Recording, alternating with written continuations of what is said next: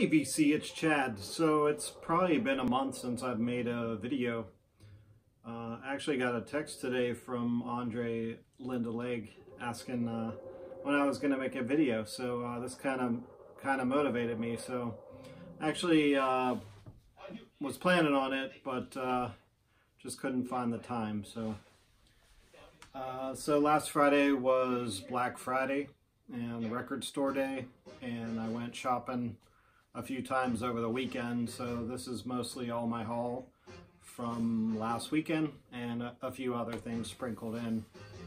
I had a good, went out early, hung out, a friend came with me, and we just waited in line and chatted for, I don't know, about an hour or so before the store opened. Got everything I wanted, so that was pretty awesome, and I'm going to show you what I got. So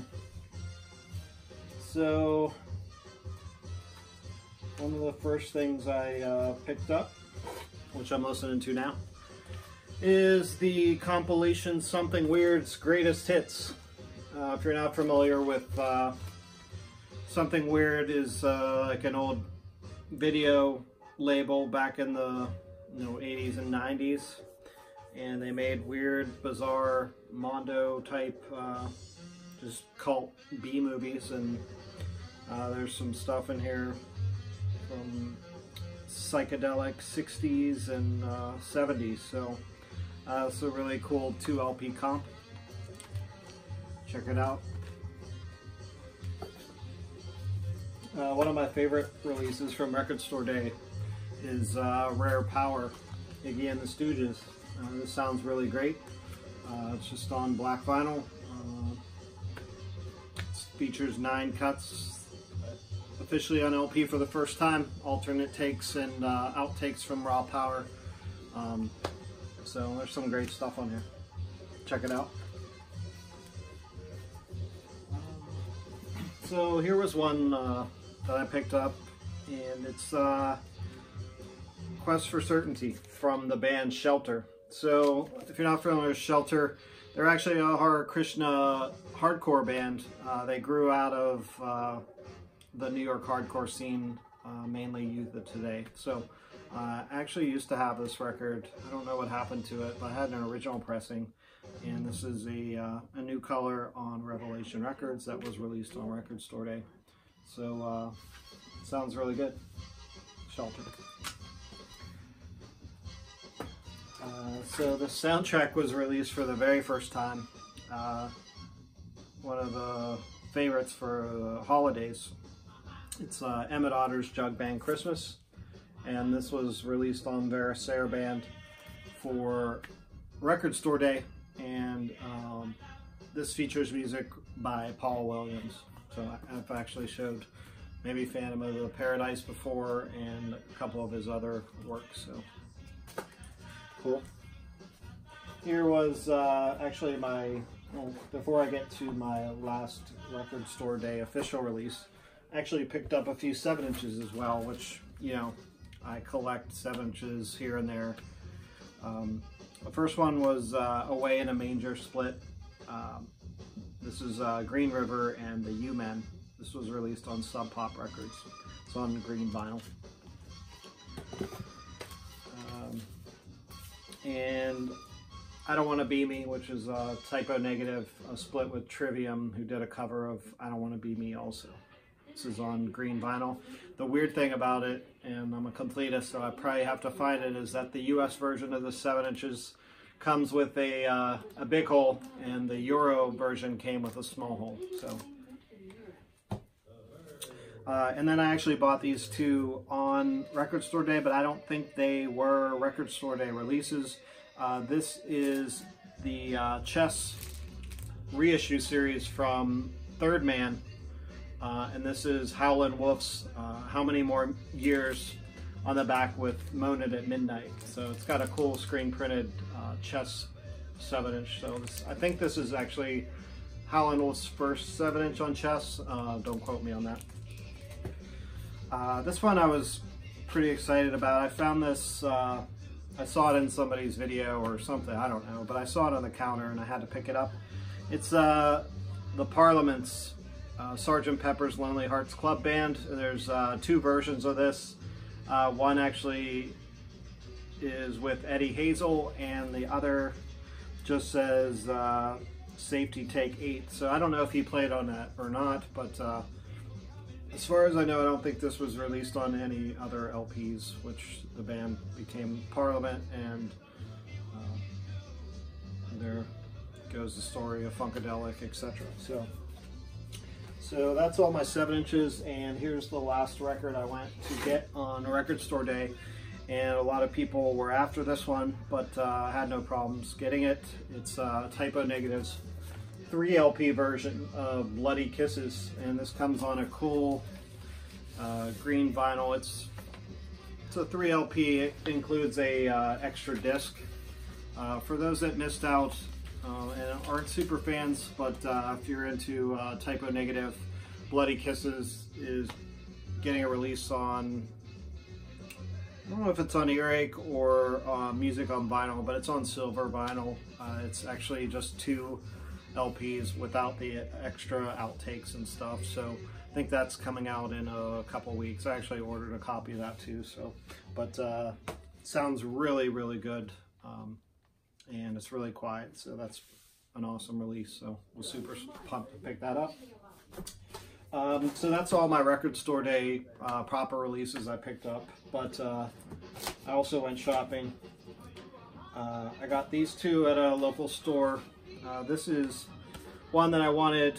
It's called Skull Snaps, and Tim DJ High Noon actually showed this. I don't know if it was over the summer or whatever, but I love the cover. It's kind of, you know, funk, and it's been sampled by a lot of DJs, and I forget who exactly, but it's pretty cool. I haven't really got a chance. I listened to it once or so, but Skull Snaps. And I picked up a reissue of The Red Sea from the band ISIS, not the terrorist group, but ISIS, the band. This is their, I don't know if it's their first EP or second EP. This was originally like a 10-inch, and it's very sludgy, kind of doomy, hardcore, or just metal at this point. But they went on to record on all the rest of their albums on Epicac Records, which is Mike Patton from Faith No More's label. So Red Sea, this is just a black version. It's really nice, like textured cover and everything. So there were a few colored vinyl editions, but I missed the boat on those, so I was happy to pick this up. The Red Sea from ISIS. Alright, so from another store I picked up 2 things. The first is a novelty record that's pretty trashed. It was only a couple bucks, and since I collect comics, I had to pick this up. It's the Incredible Hulk on Peter Pan Records, and this has 4 stories on it. Really great Hulk artwork. And the other one I was super stoked about, it is an original pressing of the self-titled Rigor Mortis record on Capitol Records.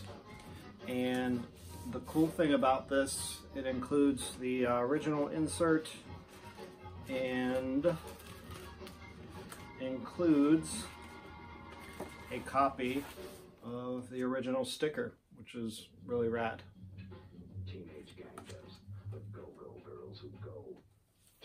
So that's Rigor Mortis. Also, if you have Amazon Prime, there's a really cool documentary about Rigor Mortis.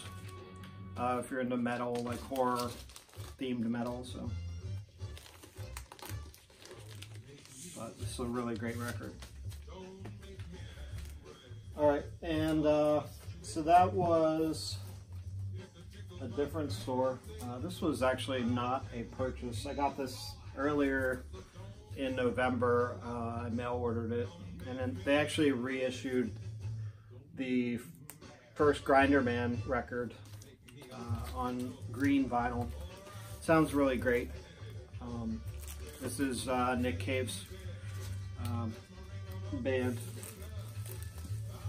side project. So really great record if you don't have it. Alright, so I think that's all the records from there. So I went to a store I regularly shop at. For Black Friday, they do 50% off used records, so that was kind of exciting. So I got some cool stuff. One is American Doll Posse from Tori Amos. This is a double LP set on Epic Records. This is from the late 90s, I believe, or early 2000s, and it's only ever had one press, so it's actually kind of a rare record, so I was really happy to pick it up at 50% off the price. Here was one that I have a few copies of this, but I didn't have this version. It's the self-titled record from T-Rex, and this is a actual double LP that features 9 previously unreleased home demos and outtakes. So it comes in a gatefold. This was released in 2014, I believe, or something like that, but this was a UK release originally, and this sounds really good, and it's T-Rex, so I think I paid like $8 or something for that, which is a steal. So here is a record that I actually saw at that store for the last couple months, and I wanted to pick it up, but I didn't want to pay full price for it. So this, I was really happy to see it was still there. I actually got an original of this record last May when Andre, or Linda Legg, and I went record shopping, but it's in really rough shape. So I picked up this reissue of They Say I'm Different from Betty Davis, and this is probably my favorite Betty Davis record, and this is a reissue on Light in the Attic, so it sounds really good, and for the price, definitely had to pick it up.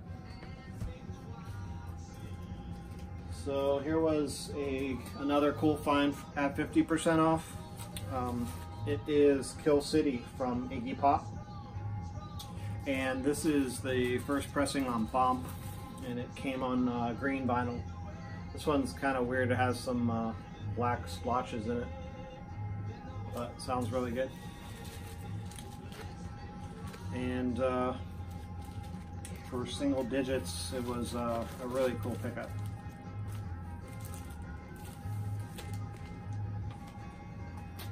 Here's one I found in the new arrivals at the 50% off sale, and it was an original pressing of Dust from the Screaming Trees.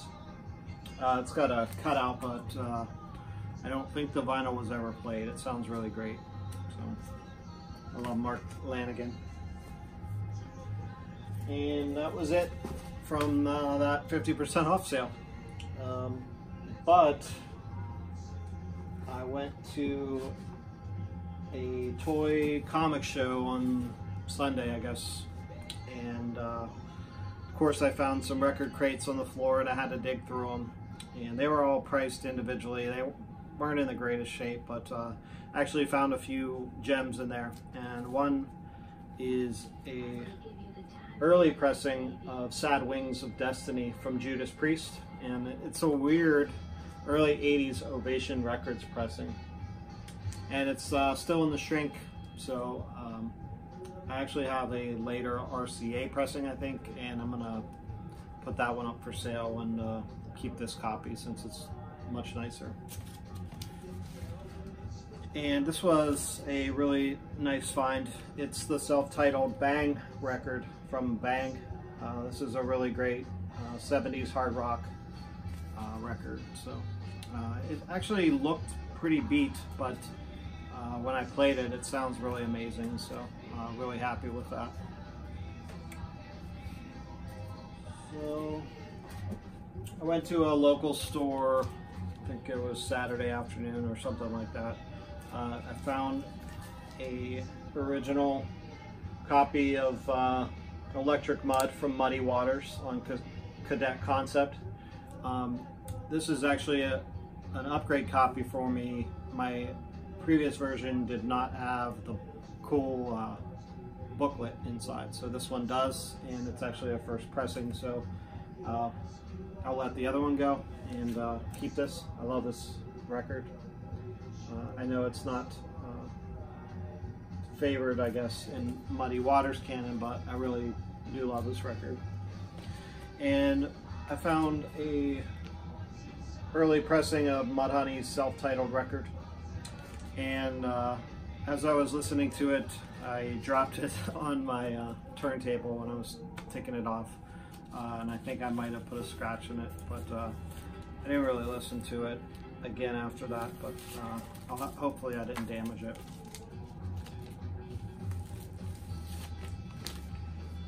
Alright, so I blew through all my vinyl finds here. I have one more record to show I picked up at the end of October from a friend, and I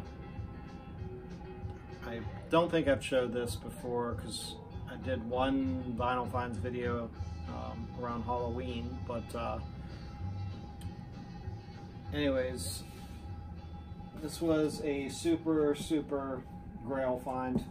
I've been looking for it for a while, and it is an original pressing of Big Star #1 record on Ardent, and this is a really nice pressing. It's actually, there's a cutout, it's a hole punch here, but the record is, you know, VG plus, and I got a friend price, so I was super stoked about that. I have a repress on Stax from the early 2000s, I think, but I think I'll keep that as a listener and keep this one. So that's Big Star. So I saw some people got some Record Store Day stuff. Not too many videos from, at least from people I follow, so hopefully everybody got whatever they wanted. I'd love to try to take off buying some records in December, but I actually have a record show in 2 weekends. I'm gonna be setting up and getting rid of some doubles and hopefully picking up some cool stuff to show. If I get anything good, I'll do a video before Christmas. Anyways, thanks for watching, VC. Peace.